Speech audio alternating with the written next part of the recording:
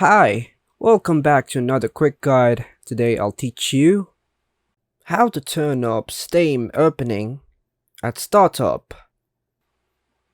And it's literally an easy process, so make sure to watch until the end of the video to know how it's done. To prevent Steam from launching automatically when you start your computer, you can follow these steps. Begin by opening the Steam application on your computer.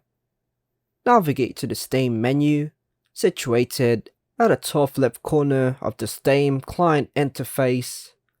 From the drop-down menu that appears, choose the Click Settings to access the Configurations option. Once you are in the Settings window, direct your attention to the left sidebar and click on the Interface tab. Within the interface settings, locate the option that reads Run Steam when my computer starts. Uncheck this option to disable the automatic startup of Steam during computer boot-up. After making this adjustment, confirm and save your changes by clicking the OK button.